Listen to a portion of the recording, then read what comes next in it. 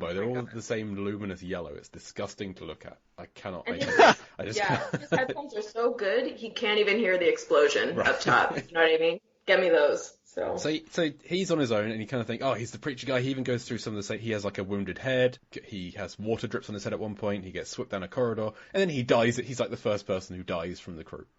I mean, you don't even see the death. I get that it's an element of mystery, like, oh, it was baby sharks, and get that reveal at the end of this chapter of it was the babies. But the first time I watched this, I still thought, oh, I feel shortchanged that we didn't get to see that death. Yeah, that would have been cool to that we discovered that it's baby sharks first. Like, you see them, I mean, it would have been hard with the CGI, but see them creeping up on him and taking him. I feel like maybe they tried to hint at it, because when he falls, he screams like he's in agony, and I don't know if that's supposed to be the sharks are getting him, or if it's just yeah, he hit his head, and it's also there's a tidal wave of water coming at him, and he's just definitely gonna die. Yeah. It's also, that scene is really weird because they choose, to put him in headphones and have him narrate his log, and I'm like, why don't you just put him on a phone? Have him talk to, or talking to a voice recorder or something. It's very weird that there's 30 seconds of narration. Well, that's it. Yeah. He could be on the phone to somebody, and then the phone could go dead, which would then show, without telling us, that, the power's gone down, communication's been shut down. That's a punch up. I like that. Yeah, instead of being these headphones are so good, I don't hear explosions. And then he just falls over. Yeah. Yeah. Noise canceling right there, those headphones. Yeah. Strong noise canceling vibes. Yeah. My other favorite, text part of this chapter is when, stuff's starting to go crazy, and they're like, oh my god, that they're taking out the cams, maybe that's before or after, but then Aaron's like, I'm gonna try to get it back online, and then how fast he types, and he's just typing angry. The fastest. Yeah, angry typing. It reminds me of that Bruce Almighty gif, or the Kermit the Frog one, just going crazy.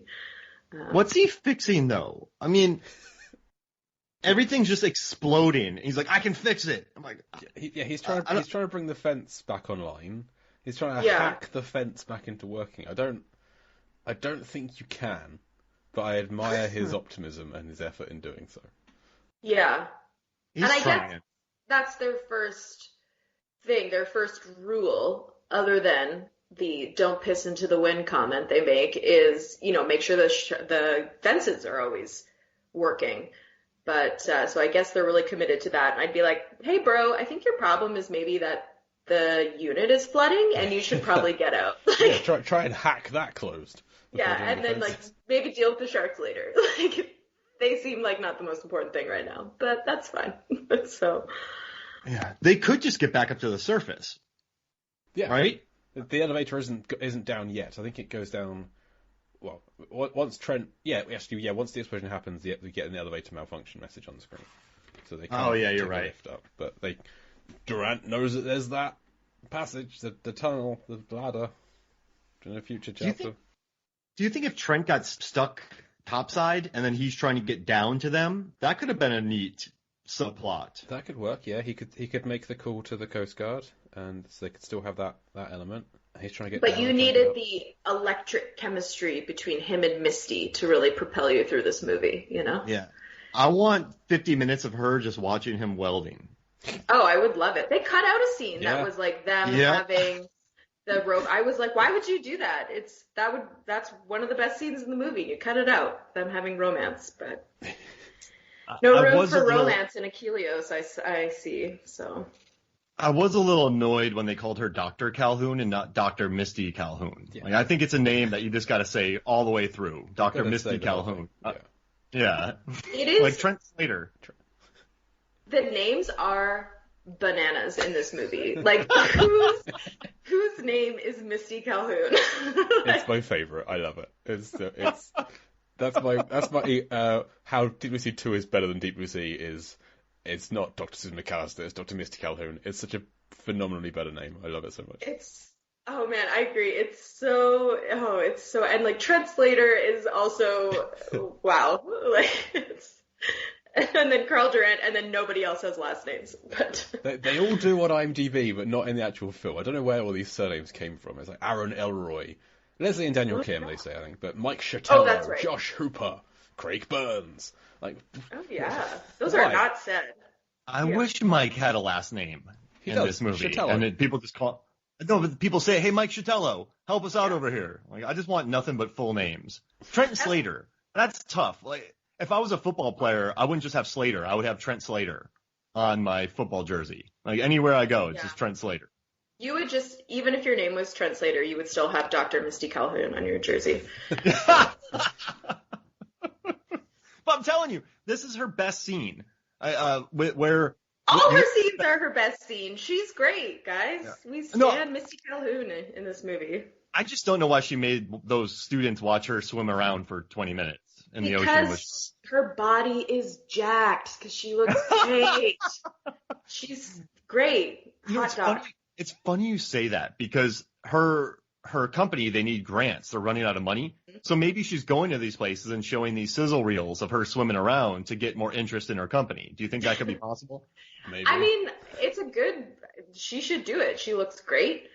I think what I hope, and what my husband said too, was that video that she shows students of her swimming with the sharks, that music is also still piped in. You know, that song is always playing. So she hired somebody to make that. So wait.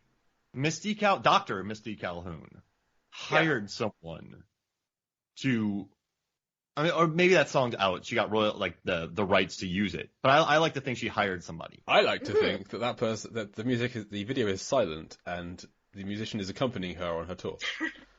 And in the corner of the room there is a full band and a singer. What? Or it's just like Misty sang it herself, and then it's just like she presses a tape recorder and plays it in the background or something. Yes. I want multiple versions of this. I want Stu George from Life Aquatic singing it in Portuguese. Yeah. Imagine that. No, this song is truly atrocious. It's devastating that it's in the movie. I know it's not part of this scene. The score for this chapter in the movie is actually great. It should have been louder. It was very quiet. But the actual score is like really tension building, especially, when Trent's up there not tripping on the sidewalk, doing nothing about the gas. It's really tension building. It's really great. So I don't know where that came from, but but we're talking about money and where you put your money, and so I'm like, how did you get such a nice little musical score for this movie, and why? But it did its trick. But I wrote that in all caps, so you read my mind right there. That's that's an effective thing. You have the shark cam, the hand in mouth, and the good score. That's where it's at right there for that scene. I love it. You know what? 3 of my top 10 favorite moments from this movie are in this right now. This scene is, as we said, jam-packed.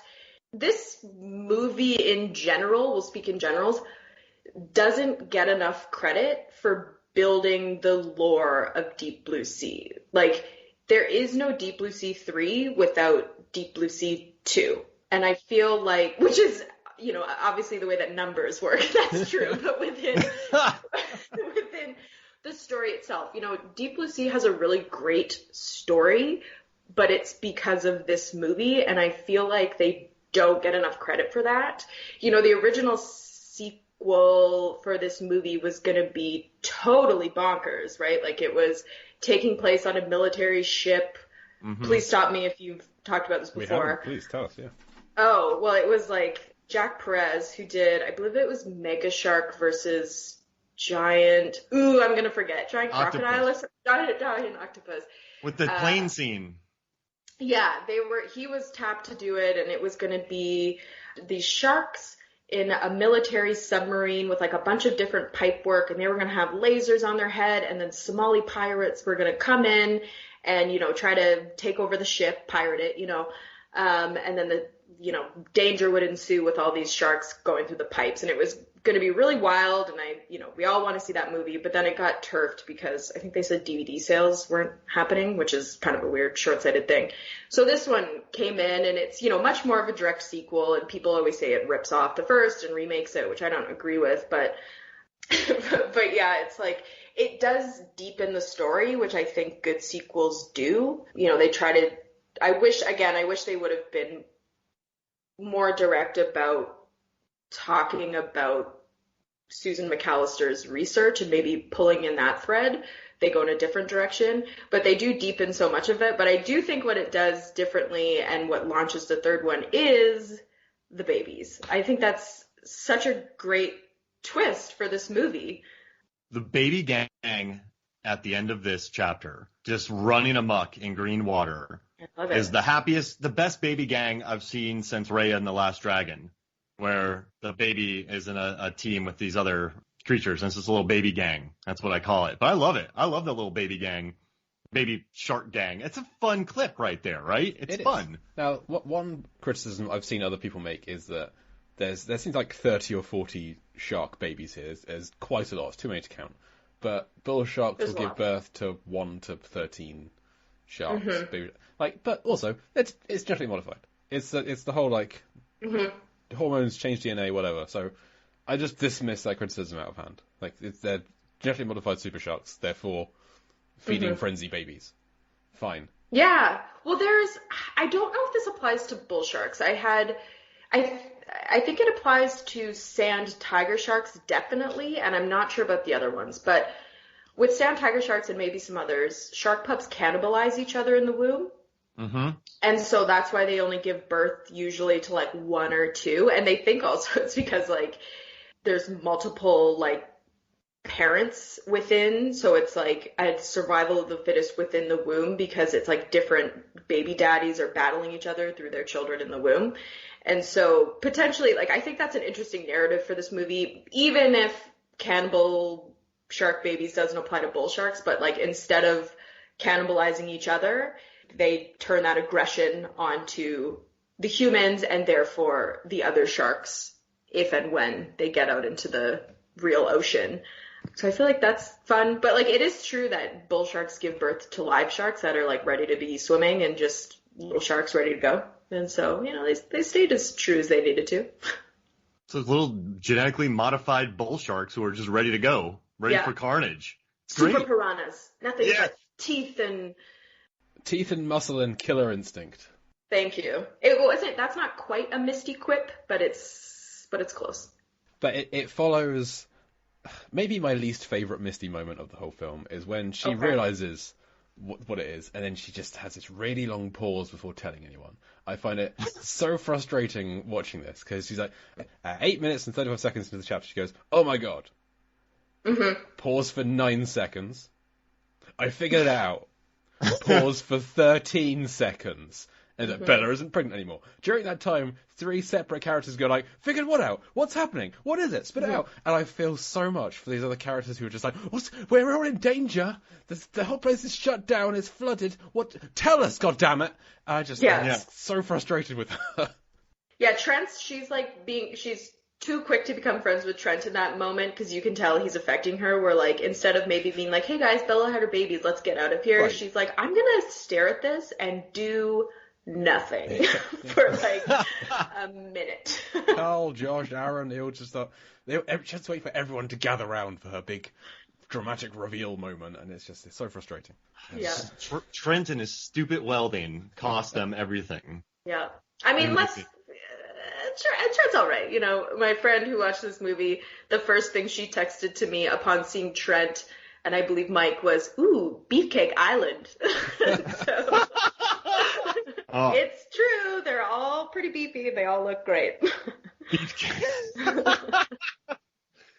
Okay, I do have a bone to pick, though, because little baby bull sharks are nothing. Okay, the piranhas from Piranha 3D, the Alejandro Aja film, which is beautiful. Hell yeah. Love that movie. Great. Gore perfected. We talked about Movies, Films, and Flicks, Jay. We did. Great film. Awesome film. Yeah. There's a 2-hour documentary about the making of it on Vimeo, if anybody's interested. Oh, really? no way. Yeah, maybe 90 minutes, 2 hours, but yeah, it's loaded with how they shot it. I mean, I really respect him from Crawl and his Hills Have Eyes, and so they cover everything about Piranha 3D on Vimeo, and it's cool. All the makeup, special effects, I digress. They brush off Super Piranhas quite easily. They do. And I keep getting thrown off because I don't know why, but I have sriracha in my notes, not piranha. So I really, I don't know why I wrote that, but yeah, super sriracha. I even love that too. Shoot. But they're just like, yeah, they would wipe them off the face. Like, that's not